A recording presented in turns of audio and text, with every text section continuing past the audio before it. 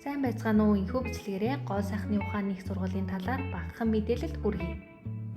Мэргэжлийнхаа онцлог давуу тал болон орчин үеийн хөгжлийн талаар багш нартайгаа ярилцъя.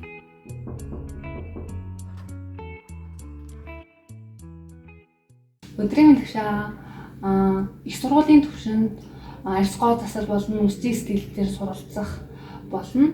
Одоо богино хугацааны сургалтанд суу хоёрын ялгаа нь юу юм бол?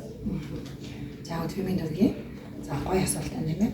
За ихтэй сургуулиудад одоо арьс гоо заслал үсгийн сэтгэлээс мэргэжлэр бакалаврын зэрэг болгох хөтөлбөрүүд гэж байдаг. Гэхдээ Монголд анхдагч одоо цон ганц бакалаврын зэрэг болгох CTX сургууль байгаа.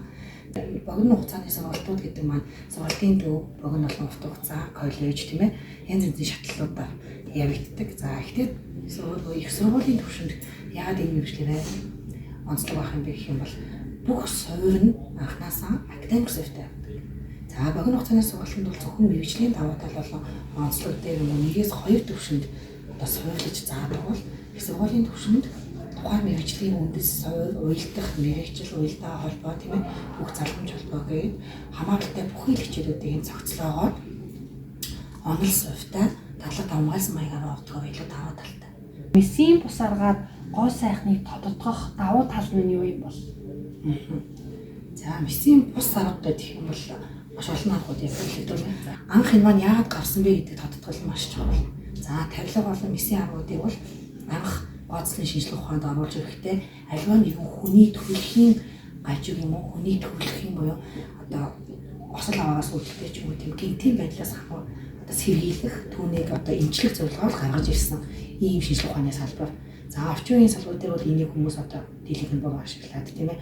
Эсвэл хит их шунах ч юм уу хит их одоо авах гэдгээр жоохон салгардуулаад байгаа юм шиг санагддаг. За тавилгуудын хувьд бол жишээлбэл орчингийн үйл ажиллагаануудыг саарамжуулах, булчингаас үүдэлтэй янз янзын өвчлөлүүд өгдөг тийм ээ. Тэрнээс сэргийлж эхлэх зорилготой. Тунам хитрэх юм бол өөр гэсэн аюултай. За мессийн хажуудаар ч гэсэн магадгүй санаа гинтийн болон ослоос үүдэлтэй янз янзын төрөлхийн гоо үзэсгэлэн өөр болдог тийм ээ. Түүнийг л одоо засах, залгуулах зорилгоор гарч ирсэн болохоос биш хэвээрүүл хэвийн үйл ажиллагааны явагдаж байгаа үйл хөдлөгчд бол тийм сайн нөлөөтэй биш ээ гэсэн үг. За тэгэхээр мессийн бус арга нь бол яагаад одоо давуу талтай байгаа юм бэ гэхээр таны өөрийн булчингийн үйл ажиллагааг дэмжиж өгнө. Таны өөрт байгаа гоо сайхныг тодтогох, түүнийг яаж тоортох тийм ээ. Булчингийн үйл ажиллагааг дэмжих үү, аль хэсэгт нь яаж ажиллах уу гэдгийг гоо засалчгүй мэдлэг чадвар туршлага дээрээс үндэслээд илүү туршлагатайгаар хийснээр урт хугацаанд хадгалагдах боломжоор илүү давуу талтай. Сайн байна уу өдрийн минь танаас ярих гэсэн. Сайн өдрийн минь. За. Тусгай эффект нүүр хувирал гэж юу юм бол Монголд одоо хөгжил нь хэр явагдаж байгаа юм бол? За энэ нь бол яг товчхон таад хэлчихээ. Энэ нь бол нүүр хувирал гэдэг зүйл ингээд томоор навч үзээ. Тэнгүүтлээ тэр дотроо ингээд бид бүгдээ яг сайн мэдэх одоо өдөртний гоёлын нүүр бодлын төлөвлөж байгаа. Тэгээд театрын буюу тайсны тэгээд нүүр бодлогч одоо байгаа.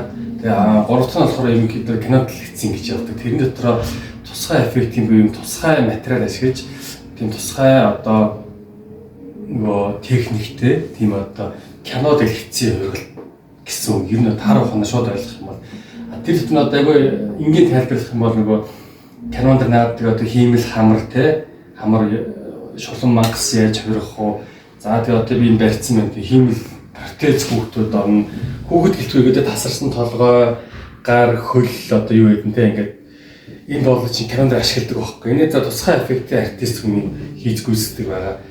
Хөгжлийн шатанд явж байгаа. Тусгай эффект нь бол одоо хөгжөөд өнөөл Монгол 10 жил болж байна гэж хэлж болно. Онцгой энэ хувиралтыг ингээд сонирхож илүү гүн гүнзгий судлах юм бол илүү ингэж гоё кино урлагч гоё болно, бүтээл хэмж гоё болно гэсэн. Тэгээд ингээд компьютер график CGI хийдэг тийм хувиралтууд компьютер босгоод хөдөлгдөг тийм хөгжсөн байгаа Холливуудад. Гэхдээ бид нар Холливуудаас хитрхи наан холбогдож 50 жилийн хоцорч явж байгааг хэлж болно.